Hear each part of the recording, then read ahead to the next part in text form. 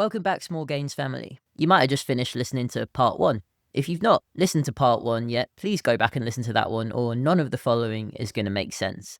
We are diving back in to part 2 of the episode that I did with my online internet friend Craig, who runs a running shoe store up in Edinburgh and is also the co-founder of Good Time Running, a wonderful, wholesome, inclusive run club also in Edinburgh. Let's dive back in, shall we? Now, is there a point where the expense of a shoe, in your opinion, this is very I guess this is a very subjectional, I don't think that's the word I want, but I just want to know your opinion. Do you think there is a point in the running world at the moment where the actual expense of the shoe comes more from fashion and marketing and clout and cult followings than it does the actual functionality of the shoe? I'm thinking about Represent have running shoes, and obviously Represent are huge in the running and the high rock space, but when I look at those shoes, they're so expensive and they don't look any better than something you could get for £100. I've never encountered. What do they retail at? What do they sell for? I've never seen representatives. Let's have a look. Yeah, I've never seen that before. I've seen the t-shirts. I must admit, I feel sometimes although I'm very in a bubble, I'm not also when it comes to a lot of fashion wear. So I've seen Represent in a lot, say for example, Manchester Marathon, a lot of runners are wearing their t-shirts. So yeah, I guess that is very trendy now, but I don't. I ran in Represent for the Manchester Marathon as well. They have their flagship store is in Manchester. It's really, really big there. Not just the 24/7 stuff, but the lifestyle stuff as well. I actually can't walk 2 minutes in Manchester without seeing a young lad in a Owners Club t-shirt. I'm a Represent fan because of the quality of 24/7. The sports stuff, it lasts for so long. I have the half tights, I have the functional training shorts, and I have a lot of the tanks and stuff.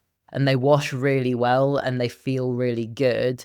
And as someone that has I'm going off on a major tangent here, but as someone that used to wear a lot of Gymshark back in the day and found that the quality and the sizing is not good and consistent anymore, I'm at a point where I'm I'll pay an all right amount of money or buy in a Black Friday sale because Yorkshire always find the bargain, because I know it'll last me, and that's obviously what I live in every day. But coming back from that tangent, I'm on their website. They have an Arc runner that is £185. So let me tell you the spec.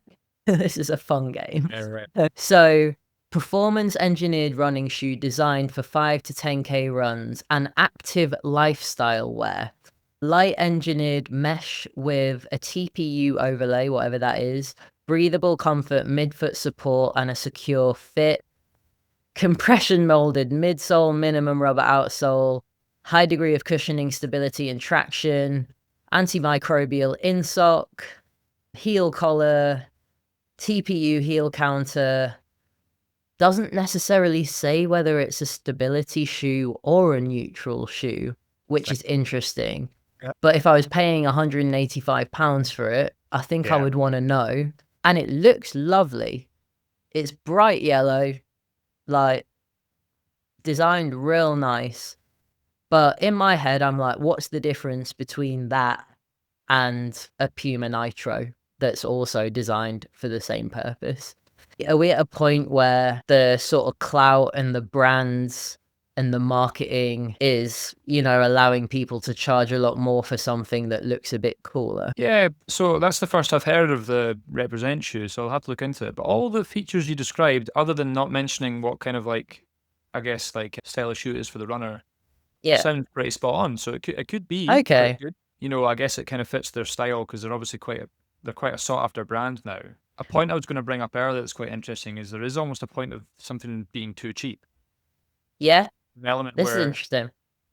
So Puma, to go back to them, I struggle with that sometimes in my work because I think they're incredibly high quality, but they've done a fascinating thing where they pass on quite a lot of the costs that they save by making a lot of the materials in-house. They'll make the actual material that makes the sole, whereas a lot of other companies might outsource that. And instead of then saving that money and then charging the same equivalent, in the market, they reduce the cost. So their top end shoe is £195 that I sell at my work, but the other brand's equivalents I have in store are about 230, maybe 240. Okay. I think that's quite commendable of them because they probably could get away with charging more. But interestingly, a customer sometimes doesn't gravitate towards it because an example I'll use is when I used to work in alcohol. People used to always ask me, what's the most expensive whiskey you sell? And they would never ask a single thing about what it tasted like or where it came Yeah. from. They just go, what's the most expensive thing I can have right now? And that's why I think it's an interesting thing that they don't charge a bit more, because they almost lose out on a sale because people see that as like a bargain shoe, so it's not going to be as good. Yes, and in the same way that like someone might be completely put off by something that wasn't a bargain shoe if they're a different kind of runner. It's actually really validating that I've just pulled up a hype brand, read you their description, and you're like, that actually sounds pretty spot on for 185. And I guess based on like me knowing their other stuff is good quality, that definitely gives me a bit more faith in brands like that. So that's pretty cool, actually. I want to talk about fit and size, which we've already spoken about a little bit, but how do you know if a shoe actually like fits and feels comfortable from just trying it on in the shop? So I mentioned earlier about the toe room at the top. I think that's really, you definitely want to make sure that you're not slipping out the heel of a shoe. That's also like a big one. So like I mentioned earlier about like we can tighten something, but if you're walking around in a shoe and you can kind of feel it coming loose and like slipping off, then it's going to be too big. But equally, I mean, I've seen people I'll always have to kind of ask a customer to lift their big toe and I can see how much space they have.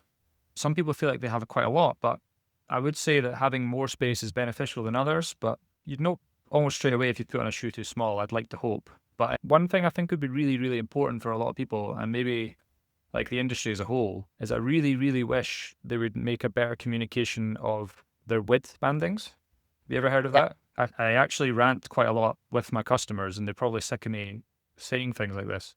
But I love it to bits when a brand so I have it in the store right now with new brands. They'll bring in a brand new model of shoes, and they're essentially unisex because the male and the female shoes are the exact same color, which is great. And I really sometimes obviously every single brand will fit slightly differently. They might be ever so slightly longer, but I almost wish they'd progress and get rid of the term male and female for shoes. Yeah, and just have the width. Just call them width. So like you can picture it, like when I get quite, unfortunately I'm going to stereotype here, but like an older male customer might have a really small foot, and I'll have to say, you may want to try this model. Now, if I'd said, oh, I'm going to put you in a B, which is the name of the banding, there'd be no problem. But as soon as I say something like, right, you may need to try this shoe, a female shoe, they go, oh, I don't want to do that. And it seems like, why? Like, it's going to be comfortable for you. It's going to be the right size. But there's this horrible connotation of wearing like the wrong shoe, which is just the wrong gender shoe. Well, yeah, it's bad. They just go, well, I don't want to wear that. I'm going to think that people are going to think differently. And, you get the opposite. Like people maybe wear a much larger shoe, so they go up to the male size. But if again, it just said, right, we're going to try you in a D band, shouldn't be an issue. But I would definitely think a bit more education about width of shoes would be a huge thing that would be something to look out for. If you could walk into a store and say, right, I'm a B band and I'm a size this, that would be really useful. Of course, the negative thing is that different brands have they may class themselves as B or D, but they'll be slightly narrower maybe than other ones. That happens sometimes. Yeah, and different brands, the fit is always going to just feel slightly different, isn't it? Well, I think yeah. It's weird that you brought that up, because about 2 minutes before we hopped on the podcast, the last conversation I had with one of my clients was that they went and got some new runners and they tried men's on and they felt so much better. Yeah, there you go. Because for the most part, they're a little bit wider. The toe box is a little bit wider. And that's probably going to suit a lot of people, regardless of gender. It's funny. I think I once had to fight in a running shop for someone to let me try the male ones on. This was when I was less mask presenting. Yeah. But I did find it so strange. People really have a bit of a hang up on that. But I do also think there's a lot of work to be done in the colors, because I'm just fed up of having royal blue men's shoes or pink and purple women's shoes. And I think that is finally starting to change in the last year or so, for sure. Yeah, We're that finally getting some nicer colors. I can almost sympathize, which is why I'm delighted. So as I mentioned, some brands in my store right now have identical matching colors for the Yeah. two different shoes.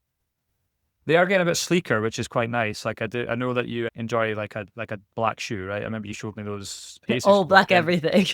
I honestly think like we don't get send them all because we're quite a small store, but like I wish I just had an all black shoe of every model I made because that would help. Like everyone wants that. But I, then you I someone who wants the brightest thing you've ever seen, so can't please them all. I can go either way. I'll want an all black everything, or I'll want bright pink or bright orange. Extremes, I guess. But yeah, I think like when you buy walking boots and the men's are blue and the women's are pink, and Yeah. then if actually one fit you better, but someone felt weird about buying it. I know we could, gender is a construct. We could talk about this forever, but yeah, don't. I guess the learning from this is like, don't be afraid to ask or try on a different labeled gender shoe because it Yeah, might absolutely. work better for you for sure. Awesome. So, two things left to cover. All right. I'm going to save the fun one till last. Okay. The next one is a shoe rotation. Oh yeah. Yeah, yeah. So, when we talk about a shoe rotation, for anyone that's not heard that term before, it's essentially you having a few different running shoes and rotating between them when you run. So what I want to know is, how essential is having a rotation? And if you do have one, how many shoes is helpful? And where is the law of diminishing returns? In an awkward day, I guess you'd have to ask a certain style of runner. But so say we were just picturing like the average runner, I wouldn't say it was essential at all to have a rotation. Yeah. But what would be sensible to have, I actually use this term quite a lot. It'd be sensible to look out for something that I call a holiday shoe. So if you imagine you were to go away for 2 weeks, you've got to pack a suitcase, and of course you're not going to take 3 or 4 shoes, are you? You need to pick one that's going to do everything. Yeah. There's a lot of brands that do a model like that. So I can pick an example. New Balance do a shoe called the 1080. Yeah. It's got quite a prominent rocker in it and quite a low heel drop, so it's quite good for a quicker run if you need to. But equally, it's so padded that if you want to do a conversational run that takes you an hour and a half to 2 hours plus, then it's set up to go for that. It's like an all-rounder. So that's good. But if you are a runner that's going to tell me, I'm training for, it could be, let's use the marathon as a goal. So you're going to train to run a certain time, and it's going to be very difficult to, like, you need to do a structured plan with different styles of running. Then there would be a big benefit, I'd say. You Okay. benefit massively from having, as I described, we mentioned earlier, a tempo shoe for doing an interval session. Yeah. So that would be, and if it doesn't have to be plated, but there are shoes in the market that are what we call like part plated. So they'll use another material rather than carbon. They'll use something like nylon as a plate.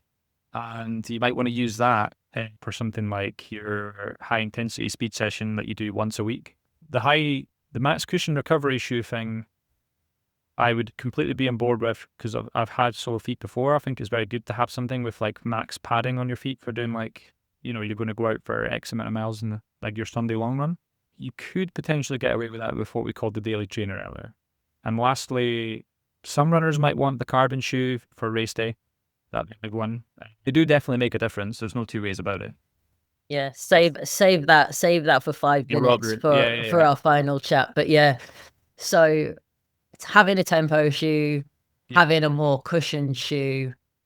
We've actually spoken about, well, you mentioned that you have neutral and stability. Yeah, I do. I have neutral and stability because I overpronate.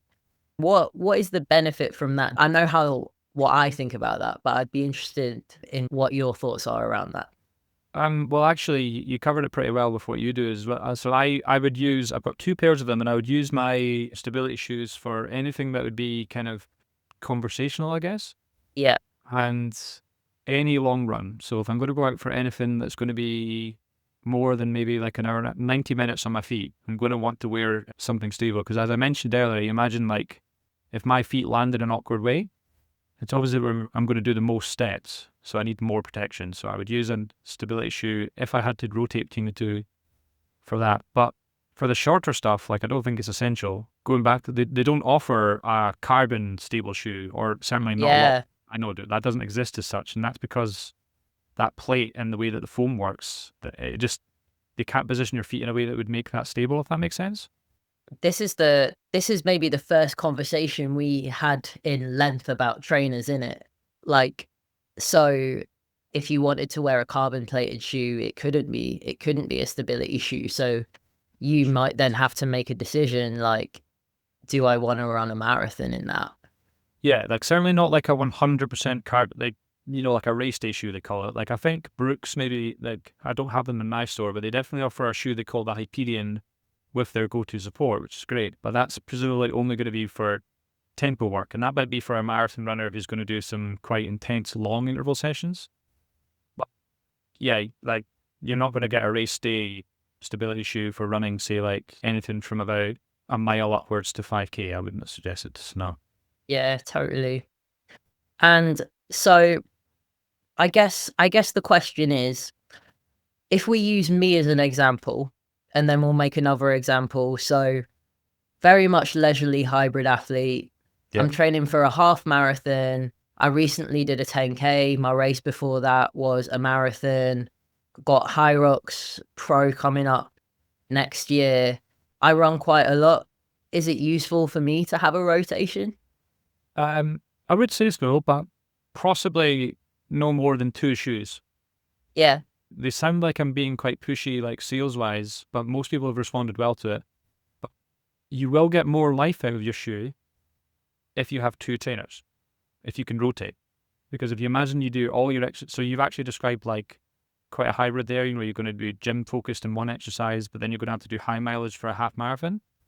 If you do everything in all different types of intensities in those, you'll wear them quicker and then have to buy a new pair. Whereas if you rotated between 2 pairs, one specifically for intense work and one for, as I mentioned earlier, conversational running, you will see those last longer, which hopefully would result in not having to spend full retail on 2 other priced shoes. Yeah, totally. I think 2 would be sensible for most runners. It's not flickable at all, because I know that it can be a lot of money, but you could find them cheap online with, the right knowledge, I think. Yeah, so I guess when I think about rotation and I think about what I have the shoe that I wore for my marathon, which was stability. It was a Asics Gel Kayano 31. So quite cushioned, but I liked the responsiveness. And it was a stability shoe. And that was my first marathon. I ran it easy conversation pace the whole way. So I was running for 5 hours, and that felt like the best shoe for that. Whereas my 10K test, where I just redlined for the whole race, that was in a New Balance Fresh Foam, again a stability shoe, but it just feels faster to me. And the other pair I have that are like my everyday daily trainer for runs that can kind of sit in the middle is I have like a Hoka Gaviota, another stability shoe. I think potentially if I do go down the route of experimenting with a carbon shoe, I'd probably wear it for High Rocks if it had the right grip. But that's maybe a story for another time. But all of my shoes are actually stability shoes right now. And the last High Rocks shoe that I had was a neutral one, and I think maybe that's what works. So it's kind of, I guess, absolutely not essential. If you're a nerd and like, fitness is your job, it's going to be massively different and depending on how much you do it. But it's nice to know you don't need to necessarily have a rotation, but if you do, 2 can help. And if you were going to have two pairs of trainers, how would you decide what your second pair would be? You've got your first pair, you like them, you're comfortable. What do you look for when you get another shoe? Do you get the same one or do you get something different? I would get something different for a different purpose. So yeah, a good example you use there is I actually also have a pair of Gel Kayanis. I think they're a magnificent shoe. They do pretty much everything you need, really. But to introduce another shoe to it would be like a benefit, for example, like I mentioned earlier, like a part-plated tempo shoe. So the Puma Deviate would be a good example. So I got a pair of those last year. They were my High Rocks shoe. They're great. I use those only for my intense Wednesday interval sessions. And the other good thing about tempo / race day like carbon shoes is that they really assist with your fatigue. So there will be a benefit of propulsion, as in you'll go a bit quicker, yes, but you will fatigue a little less, if that makes sense. Like you won't tire out quite as quick, which is why you can go a bit faster as well. Yeah. That was really good to bring into the mix when I was doing like, when I put my mind to I want to get a bit quicker for some times and I want to really get in shape with this. Like I use those all the time. So I would have one shoe that could kind of do all types of runs, maybe like your holiday one I mentioned earlier. Yeah. And then a fit for purpose, like, right, this is going to make me do a bit extra today. That would be my 2 shoes for sure. Awesome. So let's get into carbon or not to carbon, because we are here. What the bloody hell do carbon plates actually do? As someone that knows things about shoes and not just a little trainer nerd like me that doesn't really know that much about shoes, what do they do? I touched on it earlier that obviously you assist with reducing fatigue, but a lot of it comes down to the shape. So they almost provide like a kind of like a winged shape, if that makes sense. Yep. And they're a relatively new product, as in like they haven't had, I don't think, 10 years on like general sale. Have they even had 5? Yeah. I think 2017 Nike maybe launched the first one onto the market. Okay, cool. But there was some research that I read up in an article, which was fascinating not so long ago, and they found that the critical component of the shoe is actually the foam. So you get some shoes that, remember I mentioned earlier, like a tempo shoe. Yeah. So New Balance have a product called the Rebel, and Yeah. that's their race day foam with no plate. Whereas I don't think that would exist, but there might be a shoe that has a carbon plate, but then regular like daily trainer foam probably wouldn't work very well. But the combination of the two is what helps you, if that makes sense. So the plate gives assistance to the foam. And as I was saying earlier, it helps with your efficiency when running. So like it pushes you quite a bit forward. This is really bad of me. I can't quite remember. I think carbon material is obviously like the top end, but I'm not entirely certain why nylon isn't as good. But it's more, there's a durability element to it. I don't know if you'd mentioned that earlier. Carbon depletes really quickly. Yeah. But yeah, your efficiency, like energy return from the shoe is much higher with carbon material combined with race day foam, which is what makes those what we call like a super shoe. So should we, if somebody wanted to go down the carbon route and get a carbon plated shoe, should they just be racing in them, knowing that their shelf life is not ages, or could they train in them as well? Or would that essentially make them not last as long? Yeah, typically, unfortunately, like a proper 100% carbon shoe will only have about 100 miles. Yeah. So really, they should. It does seem a bit backwards that the shoe that you're going to spend the least time in is going to cost you the most. But yes, depending what style of runner you are, so say that you're using them only for 5Ks, you're going to get quite a lot out of that maybe, because like that's obviously a 5 kilometers, 3 miles, and you get 100. Yeah. But if you're a marathon runner using a carbon shoe, that's only 4 runs. So I think the brand in their ideal world want you to have the tempo shoe with the alternative material plates so you're used to them, and then you race in the shoe itself. But that is the proper top end of what you're going to spend. You'd have to get a tempo shoe, which is already quite high end, and a race day shoe. And that's your kind of money bags guy who can really afford that as well, I would say, unless you're a very serious athlete. But yeah, and I guess very few people are going to buy a shoe for 1 race or for 4 races. Yeah, it's not if they're a marathon runner. So I suppose the big thing is like, is it worth it for a leisurely athlete? No, I wouldn't say so. It depends on how goal orientated you are, because again, because they're on the market and they're the most expensive, you get customers who come in and think, right, if I buy this, it's going to transform my running. And that doesn't, like, it's not a magic fix. So you can't just buy a new product, put it on, and it'll transform you. You need to also work on things like your form and, like how you pace yourself and such.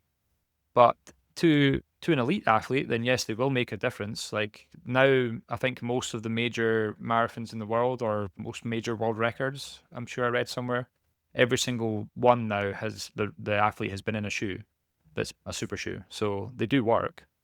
But a leisurely athlete, I don't think would need them necessarily, no. Like you could use them if you want to, but you don't have to have a carbon plated shoe to go and try your best effort at parkrun. 100%. And I guess, like, if you got money to burn and you love trainers and you love running, then you might want to experiment with that. But for that leisurely athlete, you don't necessarily need to be dropping that amount of money for a shoe that you might not wear too often if you're going to start to do some of the longer distance stuff. And I suppose when you spend that much money on a shoe, is it what, like 220 to 300 Yeah, it pounds can be as a about that. benchmark, are we saying? Yeah. If you spend that much money on a shoe, if every time you run in it, you're just thinking, well, that's another mile that I don't have in this shoe, then it's not gonna be so fun. But, if you're really serious about it, or you're starting to compete and you're looking for every slight possible edge, every minute of sleep, every optimization within your fueling and hydration and your clothing, if you're going down that route, Yeah. like most of the elite athletes will, then it definitely makes sense for sure. And I guess also, if we're thinking about Puma, who have a lot of them now, and Brooks as well Yeah. Brooks have got one too, haven't they? And Yeah, they've got the obviously Nike have got a ton. We're seeing more of those in the high rock space now. Mhm. And that wouldn't be the worst, because you're running inside on a very, very flat surface and you're only doing 8K a race. So potentially for high rocks, could actually be quite good if you're really into high rocks. Yeah, you'd get quite a good efficiency out of those. But my advice to a lot of customers I've had who are big high rocks people has always been to go for the kind of step down, the tempo shoe. Yeah. So if Puma have the Deviate Elite, then the Deviate, the one below it, I think would be more than suitable. It'll give you an edge, like you'll push yourself harder and fatigue less when you're doing your 8Ks, but you'll get 300 miles out of that shoe. And I think for the slight difference in time you make, as in like you might save between the two shoes, you're going to be better in a tempo shoe for sure than you would in the daily trainer that someone might wear.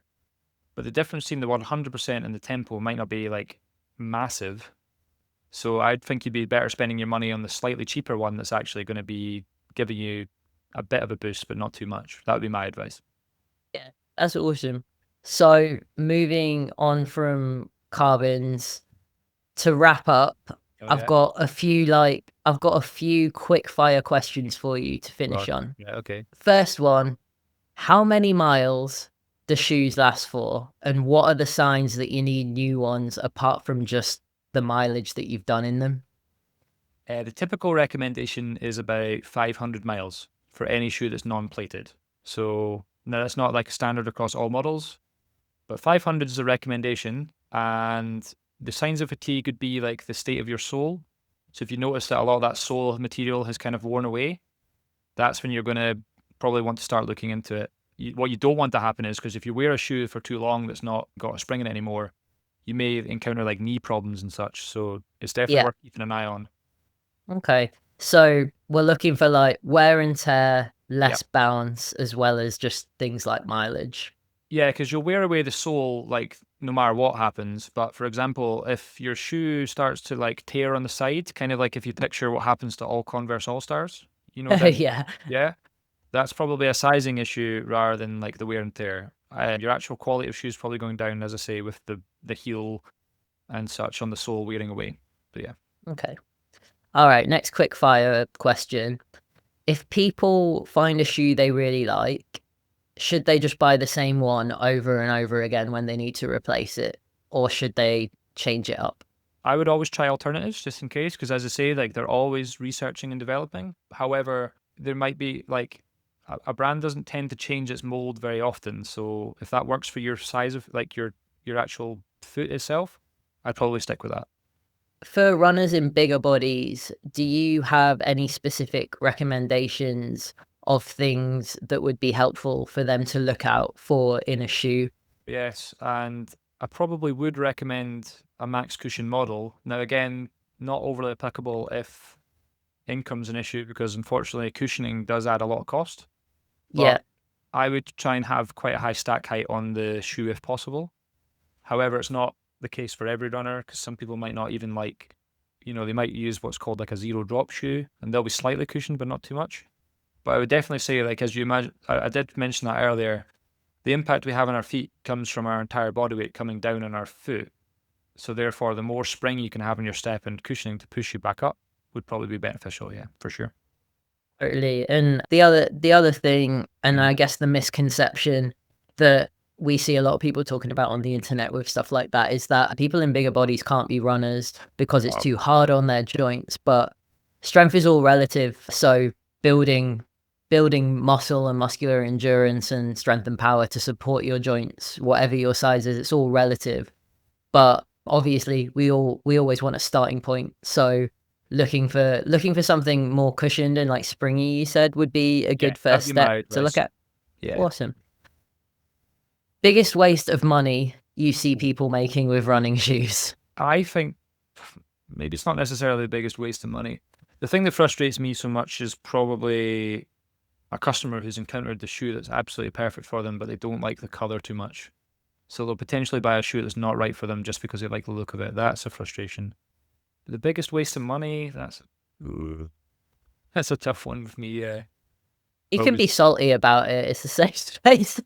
All right. Well, to be honest, I think there are some things that people think they need where they don't. Yeah. So I honestly think that if you're very conscious of your times and such, a running watch can be very beneficial, but it's not necessary.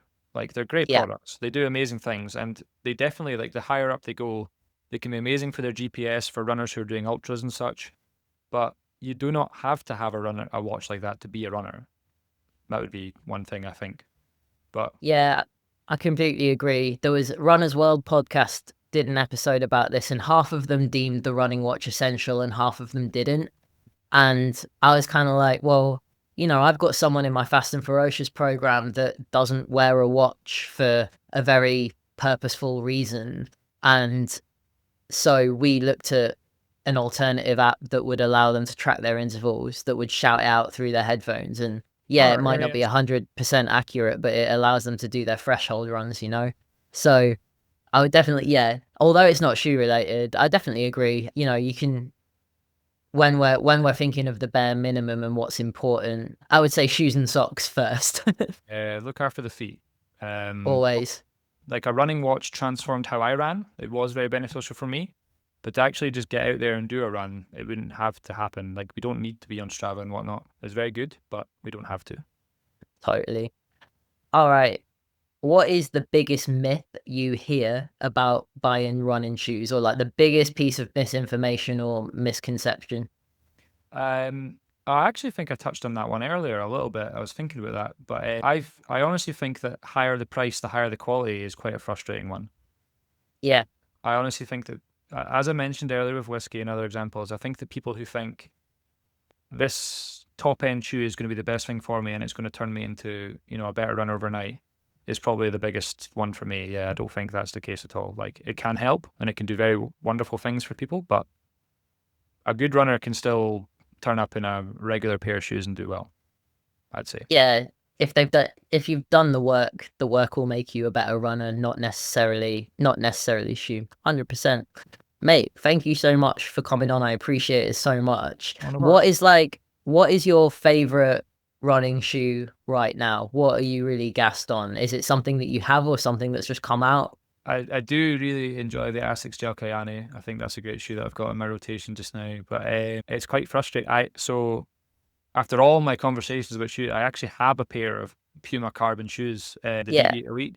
I bought them through my work in the summer, and I've never got to wear them because I'm injured. So I'm wholeheartedly excited about the day I get to put those on and go back out and run with my friends again. But that'll be the What size are they? They're an 11.5. So they're quite big. I was going to say, so you could send them to me. I'll run my marathon and let you know. Sadly, not my size. Awesome. I'm going to leave all your links and whatnot in the show notes to your running Instagram and to Good Time Running Club and any other bits that you think might be helpful. Thanks so much, mate. Yes, Small Gains family, that will do it. That was Craig from Up and Running and Good Time Running Club with everything you needed to know about buying running shoes. If there's anything we have missed, do let us know. Maybe we need to do a follow-up. Be sure to check out Good Time Running Club on Instagram, especially if you're in the Edinburgh area. If you're a runner and you live near it, you do not want to miss out on being a part of that. I'll be back next week with another episode. And as always, please do all the clicky stuff. like, subscribe, follow. I guess you're probably exhausted hearing podcasters or just anyone on the internet that wants to grow their following and their practice and reach more people say this, but it really, really does help. And then a final little reminder from me. If you've been out the game for a while and you're looking to get back into running and strength work, or if you've never done either before, my new Hybrid Awakening program is finally live on my Superhuman app. I've been shouting about it for the past few weeks. I need to shout about it more because not everyone sees everything that I post on social media. It's 19 quid a month, so you can literally try it for a month and see if it's your flavour. Very bloody good programming. It will get you from 0 running to 30 minutes continuous, and it will get you from 0 experience in the gym to a much more confident and controlled lifter. So if you're on a journey to become strong, jacked, enduring, and feel awesome in yourself, that's where you want to be. And if you want to try the first month for half price, if you DM me on Instagram, I will send you a 50% off code because I'm feeling very nice this month. Have an awesome rest of your day. That is me out. Love you.